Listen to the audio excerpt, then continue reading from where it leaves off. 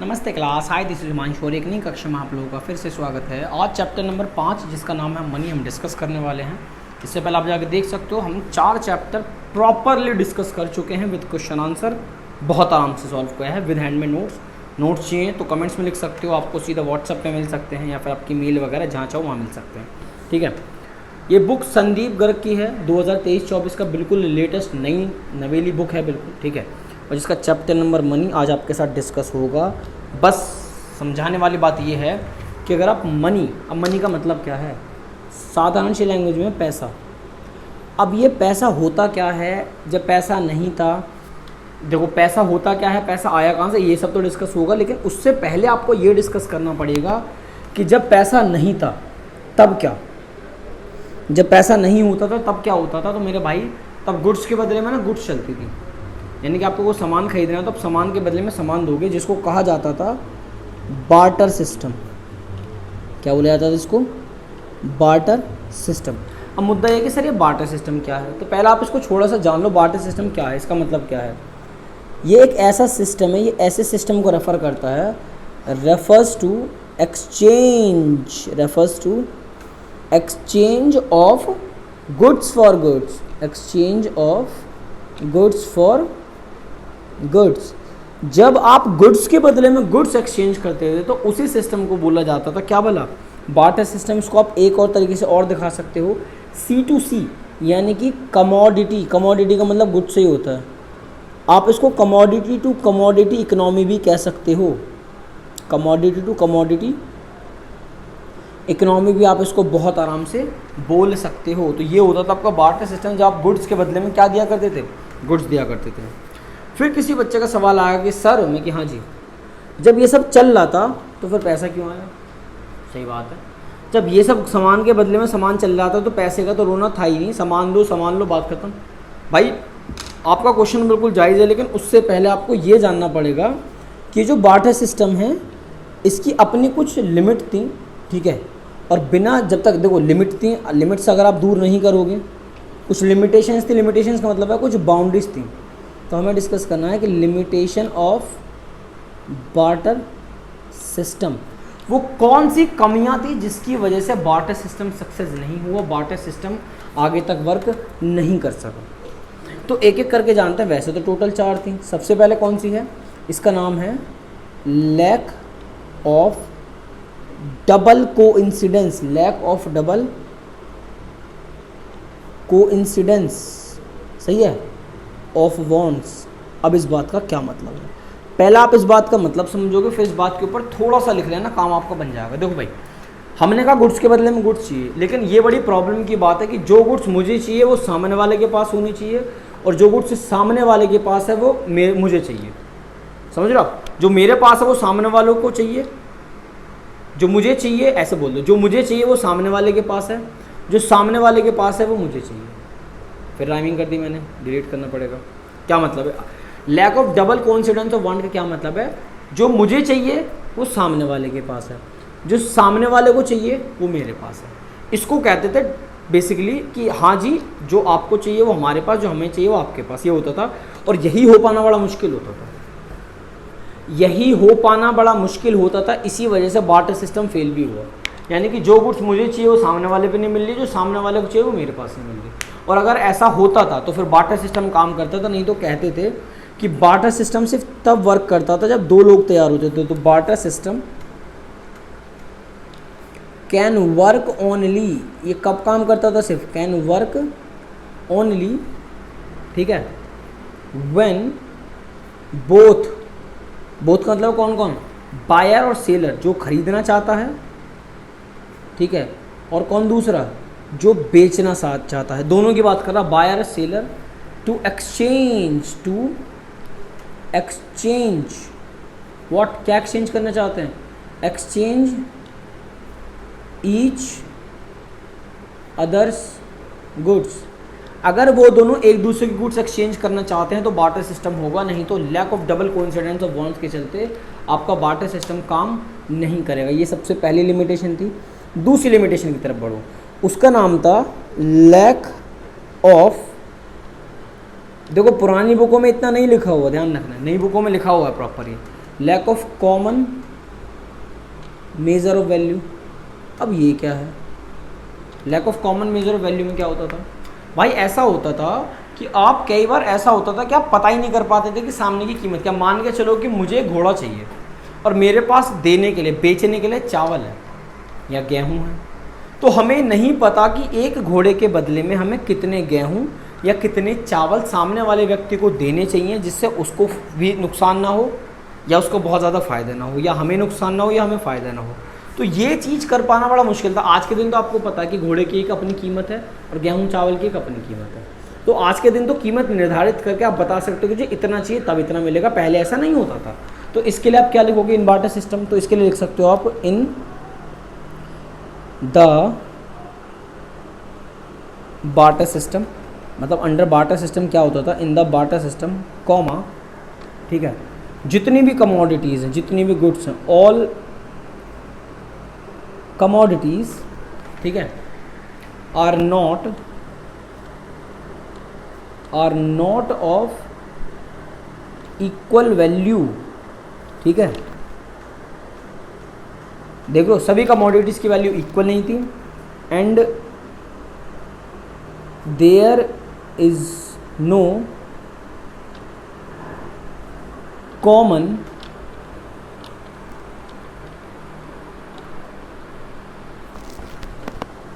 Major of value of goods and services. बात वही जो मैंने बताया, बस उसको इंग्लिश में लिख दिया, गुड्स एंड सर्विसेज। तो in the barter system all commodity सब एक कीमत की नहीं होती हैं, इसलिए सबकी कॉमन वैल्यू मेज़र कर पाना बड़ा ही मुश्किल होता था। इस वजह से भी बार्टर सिस्टम आपका क्या हुआ? फेल हुआ। थर्ड वन, तीसरे में क्या होता था? तीसरी प्रॉब्लम थी आपकी लैक का मतलब कमी से होता है, स्टैंडर्ड ऑफ डेफर्ड पेमेंट, ठीक है, deferred payment, lack of standard of deferred payment. अब इसमें क्या होता था? ठीक है, अब इसमें होता था ये कि अंडर द बार्टर सिस्टम जो कॉन्ट्रैक्ट साइन होते थे, देखो पहले मैं इसका मतलब समझा दो क्या होता है। वो ये कहता भाई उधार नहीं मिलेगा, कल मत दो ना, मतलब अगर आपको सामान चाहते हो हमसे तो अभी सामान आपको बदले में, गुड्स के बदले में गुड्स देनी पड़ेगी। उसके कई सारे रीज़न हो सकते हैं। हो सकता है मैं तो आपको गुड्स ताज़ी दे दूँ, आपने के बाद में ले लेना। हो सकता है आप उस क्वालिटी की ना दें, ख़राब क्वालिटी की दें, मुझे तो नुकसान हो जाएगा। ऐसा भी हो सकता है कि मेरी क्षमता ही नहीं उधार देने की। उधार का मतलब है कि भाई चल एक काम कर, तू मेरे से ये वाली तुझे चीज़ चाहिए तो ले ले और फिर बाद में मुझे अपनी वाली चीज़ दे दियो, ऐसा भी नहीं होगा। तो इसीलिए कहा जाता है अंडर बार्टर सिस्टम, इसलिए क्या कहा जाता है? अंडर बार्टर सिस्टम, ठीक है, जो कॉन्ट्रैक्ट साइन होते हैं, कॉन्ट्रैक्ट्स, व्हाट, कॉन्ट्रैक्ट के ऊपर क्या होगा? कॉन्ट्रैक्ट इन्वॉल्विंग किस किस के बीच में? कॉन्ट्रैक्ट इन्वॉल्विंग दो लोगों के बीच में होता, तो उसमें क्या था कि फ्यूचर पेमेंट के लिए मनाही है भाई, फ्यूचर पेमेंट के लिए हम अलाउ नहीं करेंगे, ठीक है। या फिर आप इसके लिए क्या लिख सकते हो? और जो भी क्रेडिट ट्रांजैक्शन, अब क्रेडिट ट्रांजैक्शन का मतलब ये होता है जिसमें आप उधार की बात करते हो। Credit transaction can not take place with ease, आसानी से कोई भी व्यक्ति आपको उधार माल नहीं देगा, क्योंकि उसको पता है कि मेरे पास तो यही है, अगर मैंने ये भी दे दिया तो मुझे बदले में कुछ नहीं मिलने वाला, ठीक है। इसका थर्ड वन बैठा। इसका फोर्थ वन क्या बैठेगा? इसका फोर्थ वन बैठेगा मेरे भाई lack of store of value. Lack, आज के दिन आप रुपये को स्टोर करके रख सकते हो, जो ब्लैक मनी है, अभी 2000 के नोट जो बंद हुए हैं तो स्टोर करे हुए रखे हुए थे ना, लेकिन उस टाइम पे ऐसा नहीं होता था। मतलब उस टाइम ये कहते थे कि it is very difficult, under barter system इसके लिए लिखते थे कि इट इज़ डिफ़िकल्ट। अब डिफ़िकल्ट से मतलब क्या है? ये चीज़ बड़ी मुश्किल होती है। मान के चलो आपके पास ना गेहूँ रखे हुए हैं, सही है, गेहूँ रखे हुए हैं या चावल रखे हुए हैं या कोई ऐसी चीज़ जो ज़्यादा लंबे समय तक आप उसको संभाल के नहीं रख सकते, क्योंकि एक टाइम के बाद उसकी जो लाइफ है वो ख़राब हो जाएगी, वो ख़राब होने लग जाएंगे, जिसको खा पाना या इस्तेमाल करना हमारे लिए सही नहीं रहेगा। तो क्या it is very difficult for people to store wealth, ठीक है, स्टोर वेल्थ फॉर फ्यूचर, यानी कि आप चीज़ों को लंबे समय तक जो है स्टोर करके नहीं रख सकते। यह एच एक्स्ट्रा आ गया फ्यूचर, ठीक है।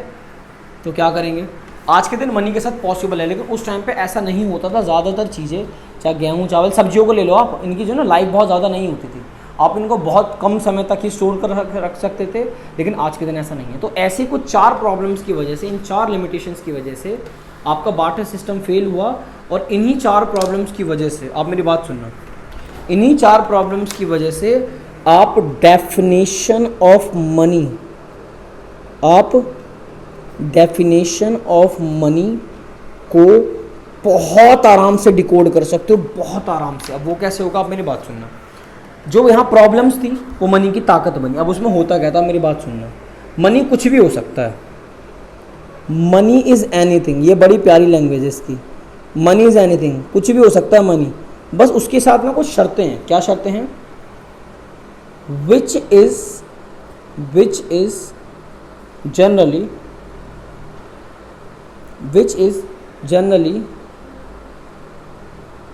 accepted as a, अब सुनना, मीडियम ऑफ एक्सचेंज, ये पहला नाम, मीडियम ऑफ एक्सचेंज।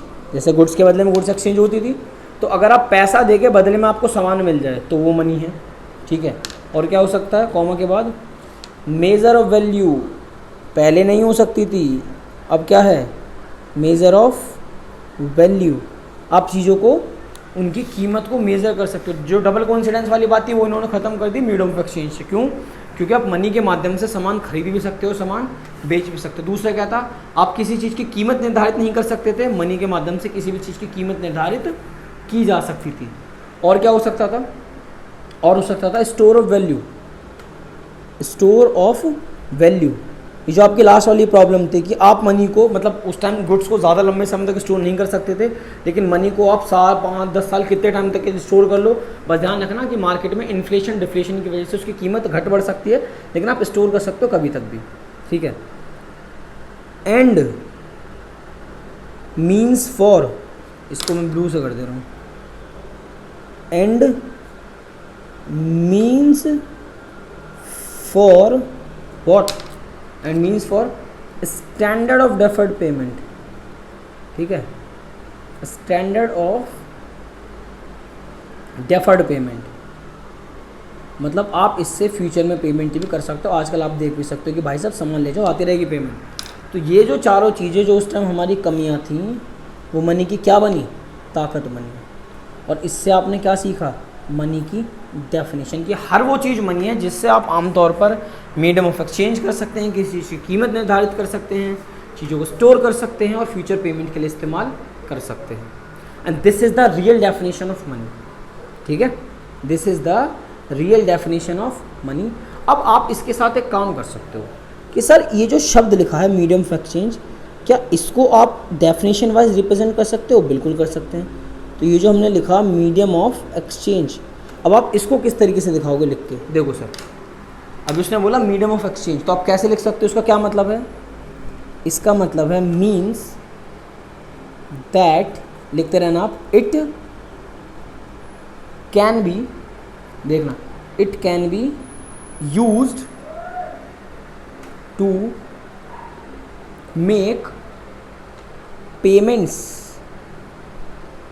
मतलब आप इसको पेमेंट की तरह इस्तेमाल कर सकते हो। जो शब्द है आप इसको थोड़ा सा, मैं इसको रेड वाले से दिखा दे रहा हूँ, ये वाला पेमेंट जो हमने दिखा दिया कि यानी कि आप जो की मनी है उसको आप पेमेंट की तरह इस्तेमाल कर सकते हो। Payments for all transactions,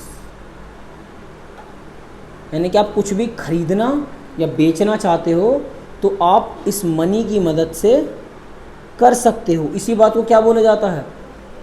medium of exchange, लेन देन। बेसिकली इसको अगर हिंदी में बोले तो एक्सचेंज का मतलब क्या होता है? लेन देन, मतलब ट्रांजैक्शन का मतलब भी वही होता है वैसे, बट मीडियम ऑफ एक्सचेंज आपको किस बात को दर्शाता है कि अगर आप कुछ खरीदना या बेचना चाहते हैं, कुछ एक्सचेंज करना चाहते हैं, तो with the help of money आप मीडियम ऑफ एक्सचेंज कर सकते हैं।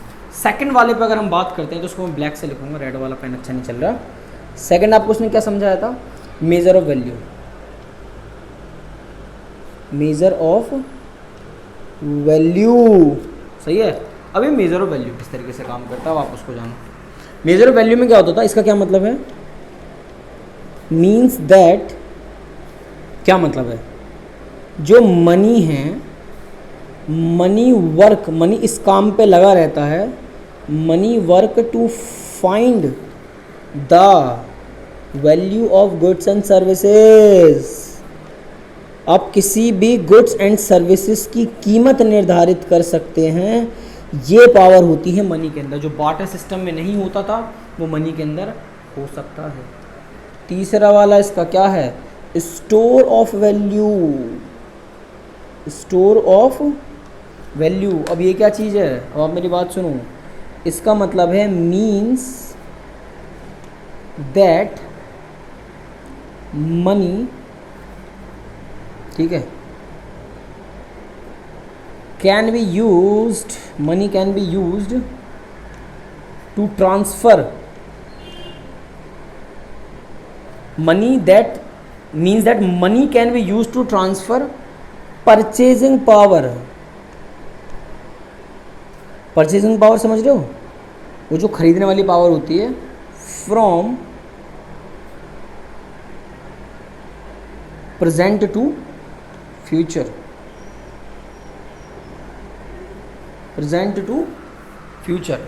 ये मतलब आपका स्टोर ऑफ वैल्यू से, मतलब अगर आज आप मनी नहीं, मतलब इसका सीधा सा उदाहरण ये है कि अगर आज आप नहीं चाहते कि मुझे कोई सामान खरीदना है, मुझे अपनी मनी को बचा कर रखना, तो आप रख सकते हो, फ्यूचर में खरीद लेना, कोई बात नहीं। तो आपको परचेजिंग पावर दे रहा है कि आज नहीं कल खरीद लेना, कोई दिक्कत की बात नहीं है ठीक है, लेकिन लगेगी money. And the last one, standard, ठीक है, of deferred payment, standard of deferred payment, ये दोनों की बात होगी। इसका क्या मतलब है, आप फ्यूचर में पेमेंट कर सकते हो। तो जो चीज़ हमने वहाँ लिखी थी उन्हीं चीज़ों को हमने यहाँ पे थोड़ा सा करके एक्सप्लेन कर दिया। Means the payment of transaction, means the payment of transaction are to be made in future. Future में पेमेंट कर सकते हो मनी के साथ, ऐसा हो सकता है। और बार्टर सिस्टम में ऐसा बिल्कुल नहीं होता था, समझ रहे आप। अब इसके बाद हम डिस्कस करेंगे आपसे क्या भला लीगल डेफिनेशन ऑफ मनी। अभी मनी के डेफिनेशंस वगैरह पढ़ने के बाद फिर बात करेंगे इसमें आगे कि मनी के फीचर्स क्या हैं, मनी सप्लाई वगैरह क्या रहेगी, ठीक है। तो अभी इसको फिलहाल करते हैं आगे। अब हमारा नेक्स्ट टॉपिक क्या है, नेक्स्ट टॉपिक है कि आपको अब डेफिनेशंस पढ़नी पड़ेंगी, क्या, लीगल डेफिनेशन ऑफ मनी। जो कानूनी तौर पर मनी के साथ क्या लीगल डेफिनेशन आप पढ़ सकते हो, आप उसको जानोगे। तो भैया वो कहता है कि मनी क्या है, मनी इज़ वॉट, बताओ मनी क्या है, मनी इज़ वॉट उसको लिखूँगा, द लॉ, लॉ का मतलब क्या, कानून से इज़ मनी, जिसको हमारा कानून मनी कह दे वो मनी है, ठीक है। फिर इसमें और भी टाइप्स हैं। एक शब्द होता है इस तरीके से, लीगल टेंडर मनी। अब ये क्या है, लीगल टेंडर मनी क्या है, पढ़ें इसको। Money which can be legally, money, आप उस मनी की बात करो जिसको आप लीगली यूज़ कर सकते हो, legally use to make payments of debts, ठीक है, और अदर ऑब्लिगेशंस। भैया जो लीगली आप मनी से किसी के पेमेंट कर सको या कोई और काम उसमें इस्तेमाल कर सको, उसको बोलते हैं लीगल टेंडर मनी। अब इन्होंने इसमें भी वैरायटियाँ डाली हैं, कौन कौन सी, इसमें वैरायटी डाली हैं। सबसे पहले कौन सी है, लिमिटेड लीगल टेंडर मनी। अब ये क्या है देख लो, जो सिक्के होते हैं उनकी बात कर रहा है। सिक्के are the best example of limited legal tender money, यानी कि अगर एक सामने वाले व्यक्ति एक लिमिट के बाद पैसे लेने से मना कर दे तो आप उसके ऊपर थोपा थापी नहीं कर सकते। ये जो होते हैं ना, ये यूट्यूबर बने घूम रहे हैं हमारे कुछ इन्फ्लुएंसर्स की, 1 लाख रुपए के सिक्के लेगा, 10 लाख के सिक्के लेगा, उठा के भगा देगा वो, तो चले यहाँ से बस, ठीक है, कैमरे के आगे है, चलता है, ठीक है। अब दूसरे का नाम क्या है, अनलिमिटेड लीगल टेंडर मनी। तो जो आपके पेपर नोट हैं, जो आपके कागजों के नोट हैं, वो क्या होती हैं आपकी, अनलिमिटेड लीगल टेंडर मनी। तो लीगल डेफिनेशन मनी जिसे कानून का जो मनी है, लीगल टेंडर मनी आपके सिक्के और आपके जो पेपर नोट हैं वो क्या है, आपके लीगल टेंडर मनी हैं। फिर वो आपको क्या पढ़ाएगा, फिर वो आपको पढ़ाएगा नॉन लीगल, ऊपर पहले तो हम लीगल टेंडर मनी पढ़े, अब क्या पढ़े, नॉन लीगल टेंडर मनी, या फिर भाई इसका एक नाम हो रहा और ऑप्शनल मनी, यानी कि इसको आप एज अ ऑप्शन की तरह भी ट्रीट कर सकते हो पेमेंट करने के लिए। अब इसका मतलब क्या है, देखो इसका मतलब क्या है, ये कहता है it refers to that form of money, it refers to that form of money comma which is generally, इसे आमतौर पर आप क्या कर सकते हो, एक्सेप्ट कर सकते हो, generally accepted but legally what, legally one is not bound to accept it. आप जनरली वे में पे तो कर सकते हो, सामने वाले ले भी लेगा, लेकिन अगर सामने वाले ने कर दिया ना मना, तो फिर आपकी कोई वैल्यू नहीं भाई। फिर मत सोचना कि आप उसको दे दोगे। इसके एग्जांपल्स पढ़ लो, एग्जांपल्स इसके बढ़िया हैं। जैसा आपने चेक से पेमेंट करनी चाहिए किसी को, सामने कह दिया हमें चेक नहीं चाहिए, नहीं दे सकते, लेना चाहिए ले सकता। बैंक ड्राफ्ट, अगर आप सबको मान के चलो किसी ने कहा जी बैंक ड्राफ्ट से पेमेंट चाहिए, ड्राफ्ट से पेमेंट करेंगे, उसने कहा जी हम तो नहीं कर रहे, करनी पड़ेगी उस टाइम, तो एक अलग बात है, ठीक है। लेकिन अगर सामने वाले कह दीजिए हमें ड्राफ्ट नहीं चाहिए, हमें तो कैश चाहिए, हमारे बैंक में चाहिए, तो फिर आप उसको ड्राफ्ट नहीं दे सकते, ठीक है। बिल्स ऑफ एक्सचेंज, ये कॉमर्स वाले बच्चों को पढ़ाया जाता है। आपने किसी को उधार बेच रखा और आपके हाथ में उसका बिल्स ऑफ एक्सचेंज है और आप उससे पेमेंट करना चाहते हो, सामने वाला लेना चाहे पेमेंट तो ले सकता है, लेकिन अगर मना करना चाहे तो मना भी कर देगा कि भाई मैं नहीं लूँगा बिल्स ऑफ एक्सचेंज वगैरह, ठीक है। ये है। इसके बाद नेक्स्ट पढ़ाएगा वो आपको क्या भला, बैंक मनी। देख लो बैंक मनी भी नाम है इसका। अब इसका क्या मतलब है, ये आप ही लोगों का पैसा है, refers to demand deposit, refers to demand deposits created by the commercial banks, created by the commercial banks. In short कहूँ तो आप जो अपने कॉमर्शियल बैंक्स के अंदर पैसा जमा करते हो, ये उसी की बात कर रहा है, करते हो। डिमांड डिपॉजिट एक नंबर का क्वेश्चन बन चुका कि व्हाट इज़ डिमांड डिपॉजिट। तो आपका जो पैसा बैंकों में पड़ा होता है आमतौर पर, जिसको आप जब चाहो किसी को पेमेंट के माध्यम से किसी को देना चाहो तो दे सकते हो, तो आपके लिए क्या बैंक मनी है। और एक बात ध्यान रखना, आप इस बात को नोट कर सकते हो, क्या बात बोल दी उसने, आप इस बात को नोट कर सकते हो, कहता है कि जो बैंक मनी है, bank money is a non legal tender money. आप इसको नॉन लीगल टेंडर मनी की तरह भी इस्तेमाल कर सकते हो। सही है जी। चलो, ये बात हो गई आपकी बुक तक की, जो आपकी बुक में पेज नंबर 5.6 तक सारे दे रखे हैं। उसका कहता है जी आपको मनी सप्लाई पढ़ाएंगे, लेकिन हम इसमें आपको कह रहे हैं कि आप थोड़ा सा और एक्स्ट्रा जान लो। जो बच्चे मनी पर फाइल बनाते हैं, ये उनके लिए बड़ा हेल्पफुल रहेगा। सही है। जो मनी पे जब आपको फ्यूचर में कभी फाइल वगैरह बनानी होगी मनी एंड बैंकिंग पे, तो सम एक्स्ट्रा पॉइंट्स, तो हमें थोड़ा सा एक्स्ट्रा जानना है, थोड़ा सा एक्स्ट्रा। जैसे कि अगर आपसे बोले कि मनी है उसकी लिक्विड फॉर्म क्या है, ठीक है, हमें क्या जानना है, हमें जानना है ये कि मनी और लिक्विड फॉर्म ऑफ मनी को सिंपल लैंग्वेज में बोल दीजिए, मनी क्या है या मनी की लिक्विड फॉर्म क्या है, लिक्विड फॉर्म ऑफ मनी।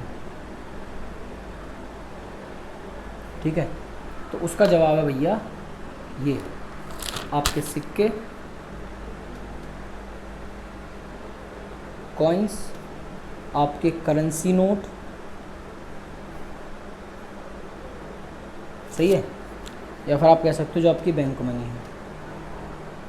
भाई जो बैंकों में पैसा पड़ा वो भी तो आपका ही है यार, किसी और का थोड़ी है वो, सही है। अब आपने उसमें एक शब्द और सिखाया, वो बड़ा प्यारा सा छोटा सा शब्द है, देखना, नियर मनी।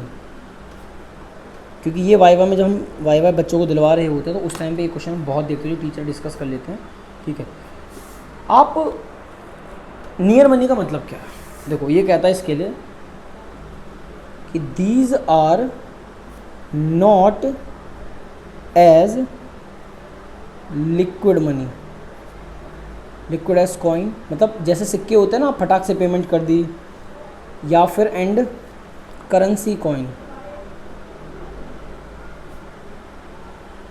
Currency coins. ठीक है, बट आप इनको जब चाहो इनको कन्वर्ट कर सकते हो, but can be easily converted into money. ठीक है, फॉर पेइंग डेट। अगर आपको किसी को कर्जा देना है और आपके पास सपोज करिए मनी लिक्विड मनी नहीं है, लिक्विड फॉर्म में नहीं है, आपके पास जो नियर मनी में है, तो आप जब चाहो उसको कैश में कन्वर्ट करके सामने वाले को पेमेंट कर सकते हो। इसके लिए आप एग्जांपल्स पढ़ लो, एग्जांपल्स अगर आपको पता रहेगा तो आपका काम बन जाएगा। जैसे आपने कहीं बॉन्ड्स वगैरह में पैसा लगा रखा है, सही है, एक शब्द होता है नेशनल सेविंग सर्टिफिकेट। ये होता है जब आप एक तरह का एफडी अकाउंट खुलवा लेते हो अपने पोस्ट ऑफिस के अंदर, तो उसको ये कह देते हैं नेशनल सेविंग डिपॉजिट्स या नेशनल सेविंग सर्टिफिकेट्स। ये कुछ ऐसी कंडीशन होती है, आप जब इनको चाहो इनको बेचो मार्केट में, फटाक से इसको किस में कन्वर्ट कर लो, अपने कैश में कन्वर्ट कर लो। ठीक है जी। उसके बाद वो थोड़ा सा आपको एक आधी शब्द और बताएगा, जैसे कि उसने कहा आपसे कि एक शब्द होता है full bodied money, full bodied money. और इस बात का क्या मतलब है, फुल बॉडीड मनी का ये मतलब होता है, अगर आप सबको सिंपल से लैंग्वेज में बोले, कि जब आपकी मनी वैल्यू, किसी भी चीज़ की मनी वैल्यू, जैसे आपके पास सोने का सिक्का है, अब उस सोने के सिक्के की कीमत और उस सोने की कीमत एक दूसरे के क्या है, बिल्कुल इक्वल है। ठीक है, इसके लिए ऐसे भी कह सकते हैं कि ये क्या फुल बॉडीड मनी क्या है, हुज, क्या कहता है, हुज फेस वैल्यू, सही है, हुज फेस वैल्यू एंड, ऐसे लिख दो, INTRINSIC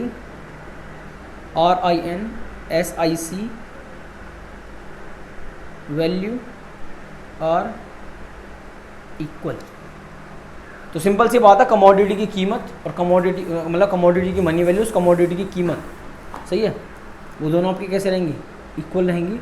एग्जाम्पल के लिए आप गोल्ड का सिक्का ले सकते हो, गोल्ड कॉइन, जो सोने का सिक्का है, आप 1 रुपये का सिक्का ले लो, तो 1 रुपये के सिक्के का जो मटेरियल है, यानी कि उसकी जो कमोडिटी, जिस चीज़ से वो बना हुआ, उसकी कीमत 1 रुपये के बराबर नहीं है, लेकिन गोल्ड के साथ ऐसा होता है। ठीक है, अगर बच्चों को मन मार रहा होगी सर ये क्या लिख दिया था आपने, इसका तो मतलब ही हमें पता ना, ये इंस्टिंक्ट वैल्यू का क्या मतलब है, इसको भी लिखना चाहो तो इसके लिए लिख सकते हैं, द वैल्यू ऑफ मेटल, जिस मेटल का बना हुआ है उसकी कीमत और उसकी जो मार्केट वैल्यू, उसकी जो मनी वैल्यू, वो दोनों क्या होनी चाहिए, इक्वल होनी चाहिए। द वैल्यू ऑफ मेटल, ठीक है, द वैल्यू ऑफ मेटल ऐसे लिख दो, या और थोड़ा सा लिखना, द वैल्यू ऑफ मेटल ऐसे भी लिख सकते हो, contained in the unit of money. ठीक है, ऐसे लिख दो।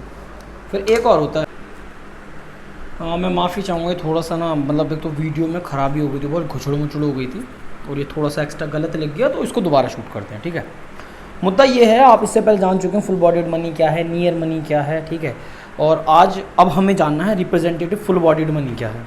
ठीक, अब इसको एज अ डेफिनेशन जब आप देखते हो तो जैसे इसका नाम है कि ये इन फुल बॉडीड मनी को रिप्रेजेंट करती है। जैसे हमने एग्जांपल लिया था कि गोल्ड का सिक्का है, आप इसमें एग्जांपल ले सकते हो, सिल्वर का सिक्का ले लो, ठीक है, सिल्वर कॉइन। अब आपकी बुक बता दे कि अंग्रेज़ों के टाइम में इन्होंने 1 रुपये का सिक्का बनाया था, मतलब एक कॉमन सिक्का बनाया था जो सिल्वर से बना हुआ था। अब उस सिल्वर की जो कीमत है बेसिकली उसके रुपीज़ के इक्वल होगी। जैसे आज के दिन आप गोल्ड लोन, आप गोल्ड की बात करते हो, गोल्ड लोन कह रहा हूँ मैं, या दीपावली वगैरह पे आप देखते हो तो लोग एक दूसरे को गोल्ड कॉइन गिफ्ट करते हैं, सिल्वर का सिक्का गिफ्ट करते हैं। तो वो जो मेटल, जिस मेटल का वो बना हुआ है उतनी ही उसकी मार्केट वैल्यू है, यानी उसकी मनी वैल्यू, कमोडिटी वैल्यू किसकी इक्वल है, मनी के। अब मुद्दा ये रिप्रेजेंटेटिव फुल बॉडी मनी किस बात को रिप्रेजेंट करता है, तो इसके लिए कहा जाता है कि ये कहता है इट रेफर्स टू मनी, ये ऐसी मनी को रिप्रेजेंट करता है, इट रेफर्स टू मनी, ठीक है, which is usually made of paper. अब ये बड़ी कड़ी बात है, मेड ऑफ पेपर, कि paper, yes sir, made of paper. तो इसको हम रेड मार्क से अपना अंडरलाइन कर लेंगे कि ये पर्टिकुलर किसी पेपर से। अब मान के चलो कि आपके पास ना बहुत सारे सिक्के, उनको संभाल पाना बड़ा मुश्किल है, तो आप जनरली इस तरीके से कर लो कि आप उस सिक्कों को दे दो बैंक को, और बैंक आपको उसी के लिए क्या कर देगा, जितना उसकी कीमत है जनरली, वैसे तो उस कागज़ की कोई वैल्यू रहेगी नहीं, जो लिख के देगा वो आपको एक तरह का सबूत लिख के दे देगा कि हाँ जी इनका इतना पैसा, इतने सिक्के, इतनी फुल बॉडीड मनी का जो पैसा है वो उस कागज़ों के तौर पे हमारे पास रखा हुआ है। जैसे आपने एफडी करवा लिया, आप एग्जांपल ले लो, आपने समझने के लिए वाला है, आपने एक फिक्स डिपॉजिट करवा लिया है ना, आपने एफडी करवा ली, ये करवा लिया आपने एफडी। अब होगा क्या कि जो एफडी का पैसा है वो आपके बैंक में पड़ा हुआ है, बट वो आपको डॉक्यूमेंट की तरह दे देंगे, तो वो जो पेपर है, वो जो डॉक्यूमेंट है उसकी कोई खास कीमत नहीं है, लेकिन फिक्स डिपॉजिट का जो अमाउंट है उसकी बहुत ज़्यादा कीमत है। तो कुल मिला के वो ये कह रहा है कि वो आपके फुल बॉडीड मनी को रिप्रेजेंटेटिव फुल बॉडीड मनी बना देता है, ठीक है। इसीलिए इसके लिए कहा भी जाता है, एक शब्द इसके लिए और कहा जाता है, आप ऐसे कह सकते हो कि जो वैल्यू होती है, द वैल्यू ऑफ, ठीक है, रिप्रेजेंटेटिव फुल बॉडीड मनी, सही लिख दिया ना, सही है, रिप्रेजेंटेटिव फुल बॉडीड मनी, ठीक है, इज मच हायर,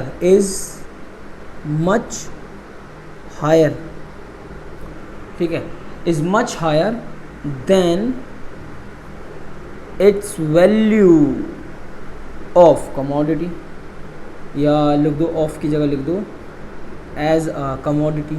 यानी कि जिस पेपर की आप बात कर रहे हैं उस पेपर की कोई कीमत नहीं है, लेकिन उस पेपर के अंदर जो चीज़ें इन्वॉल्व हैं उसकी बहुत ज़्यादा कीमत है, ठीक है। ये बात समझाना चाहता आपको रिप्रेजेंटेटिव फुल बॉडी में।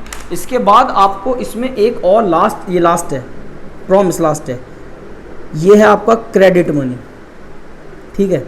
अब आप देखना से आपने बहुत सारी चीज़ें पढ़ रखी है, बहुत सारी चीज़ें पढ़ रखी हैं। क्रेडिट मनी का मतलब क्या है?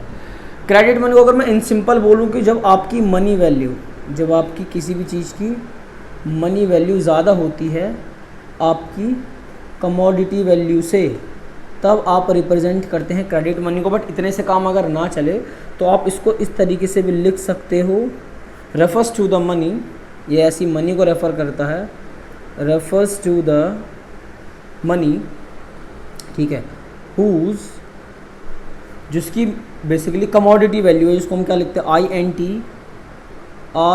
INTRINSIC वैल्यू, मतलब इसकी कमोडिटी की वैल्यू की बात करता है, इज़ मच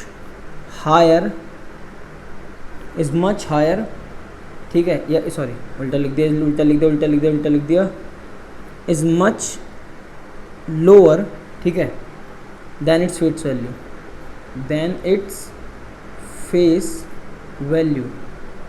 अब हम इसके ऊपर आपको एग्जांपल दे सकते हैं जैन वन से एग्जांपल दें, आप एग्जांपल ले लो इस बात में। आपको एग्जांपल कुछ इस प्रकार के दिए जाएंगे, लाइट भग गई और चलो चल रहा है भाई, कोई बात नहीं, हाँ ठीक है। ये क्या है? Token coins. अब आपके आज के दिन आप मान के चलो 100 का सिक्का है, सही है।